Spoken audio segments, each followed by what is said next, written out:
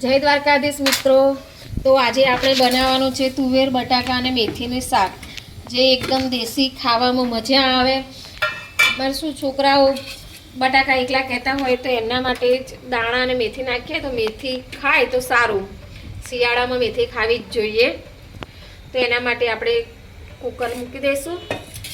એની અંદર જે લોકો તેલ વધારે ઓછું ખાતા હોય તેલ નાખી દો. પછી તો થોડું તેલ થઈ જાય એટલે અંદર રઈ, જીરું, મેથી જે અમે મિક્સ રાખીએ છીએ એ નાખી દેવાનું. તો મિત્રો આપણી રઈ, જીરું ફૂટી ગયું છે. તો હવે આપણે એમાં હિંગ નાખી દઈશું. પછી આપણી સબ્જી નાખી દઈશું. જો કેવો અવાજ આવ્યો તરત.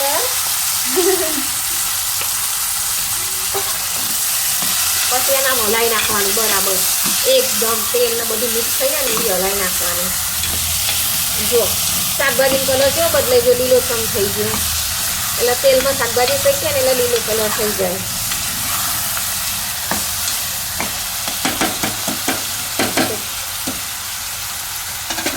હવે આપણે એની અંદર છે ને જુઓ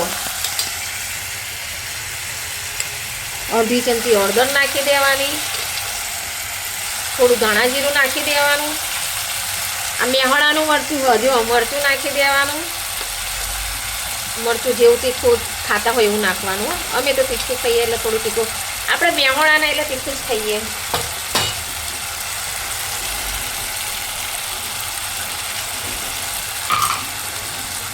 અને મીઠું નાખી દેવાનું સ્વાદ પ્રમાણે, ખારું મોરું જેવું ખાતા હોય એવું.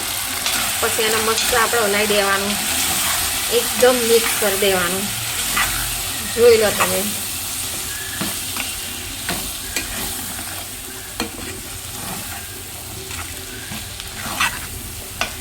અને આપણે મેહોણાની નવી ચેનલ ખોલી તો તમે ફૂલ સપોર્ટ કરજો. જો કેટલો મસ્ત શાકનો કલર થઈ ગયો. એને થોડી વાર આપણે શેકાવા દઈશું મસાલા તેલમાં.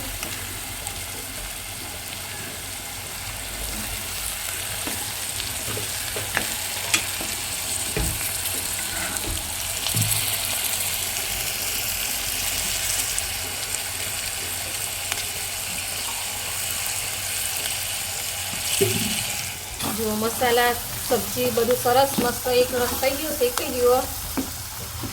પછી એમાં પાણી નાખી દેવાનું. પાણી આપણે જેવું ખાતા હોય એવું કરવાનું. રસો પાણી વધારે નાખવાનું, રસાવાળું કરવાનું. કોરું ખાતા હોય તો અડધો ગ્લાસ નાખીને ચાલે, પણ અમે બધા રસાવાળું ખાઈએ. રસાવાળું કરી દેવાનું. બસ આટલું પાણી નાખીને 3 સીટી વગાડી દેવાની.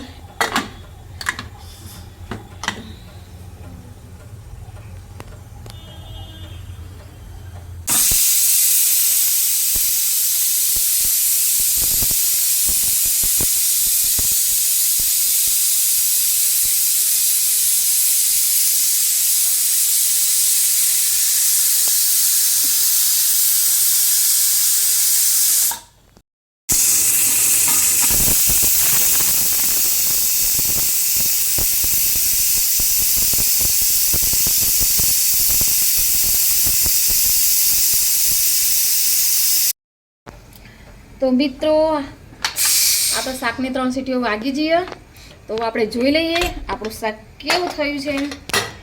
તો જોઈ લો મિત્રો, ફાઇનલી આપણું શાક થઈ ગયું છે. મેં કીધું હતું ને અમે રસાવાળું શાક રાખીએ તો રસાવાળું શાક છે. મસ્ત એવું. જો કેવો મસાલો કંઈ પાણી અલગ પડે. જો કેવો સરસ જાડો રસાવાળું શાક થયું. આજ તો ખાસિયત છે આપણા મેહોણાના ખાવાની. હવે હું અંદર ઉપર થોડા લીલા ધાણા નાખી દઉં.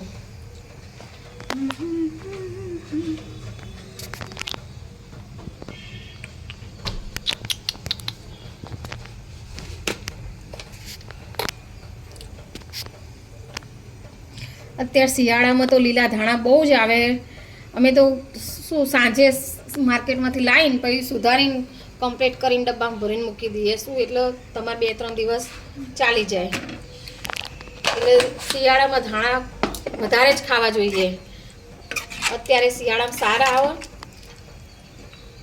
જે આંખો માટે વાળ માટે બહુ જ સારા. જો ધાણા બી કેટલા સરસ શાકની અંદર થઈ ગયા મિત્રો. અને હવે હું મારી ફેવરેટ વસ્તુ નાખીશ, જેના વગર મારું શાક અધૂરું હોય. બધાને ખબર નહીં પહેલાં ભાવતું હશે કે નહીં ભાવતું હોય, પણ મને તો લસણ પાછળથી જ નાખીને જે એનો ટેસ્ટ આવે ને એ જ ખાવાની મને બહુ મજા આવે. એટલે હું લસણ પછી જ નાખું. ઉનાળામાં સૂકું લસણ નાખીએ, અત્યારે શિયાળામાં લીલું લસણ બહુ મસ્ત મળે એટલે અત્યારે જ નાખીએ. અને જે આનું આપણે ખાઈશું ને ત્યારે એનો જે ટેસ્ટ આવે ને બહુ જ મસ્ત આવે. ધાણા અને લીલું લસણ હંમેશા પછી જ નાખવું જોઈએ. તો મિત્રો ફાઇનલી આપણું શાક તૈયાર થઈ ગયું છે.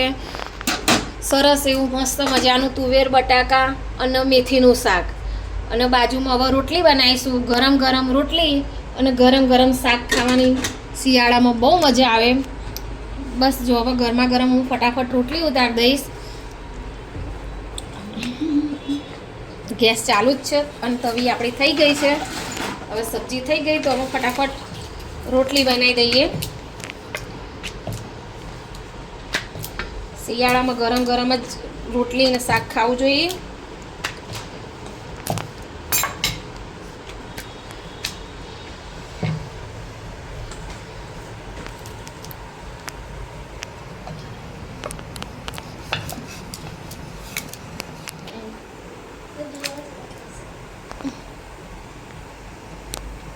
તો ગાઈઝ અમે નવી જ ચેનલ ખોલી છે મેહોણાનો સ્વાદ. તો આ ચેનલને ફૂલ સપોર્ટ કરવાનો થાય છે, તો બધાએ સપોર્ટ કરજો. અને અમે નવી ખોલી એટલે તમને રોજે રોજ નવી નવી વાનગીઓ મળશે, પણ આપણી પારંપરિક મેહોણાના સ્વાદવાળી. તો શિયાળામાં વાનગીઓ ખાવા માટે ચેનલ સબસ્ક્રાઈબ કરવાનું ભૂલતા નહીં. ચેનલને સબસ્ક્રાઈબ કરજો, વિડીયોને લાઇક કરજો અને શેર કરવાનું ના ભૂલતા બાકી હો. મેહોણાવાળા તો મેહોણાવાળાને સપોર્ટ પૂરો કરવાનો થાય છે એટલે કરજો બધા. જય દ્વારકાધીશ. દેખો આપણી રોટલી થાય છે હજુ મસ્ત. એક બાજુ જો મિત્રો ફૂલકા રોટલી કરતા તમે આમ રોટલી પર રોટલી મૂકીને બનાવો જો તો બી એકદમ સરસ રોટલી ફૂલશે બી કરી અને રોટલી સરસ શેકાશે બી. પણ આ છે આપણી મેહોણાની રોટલી, જોઈ લો.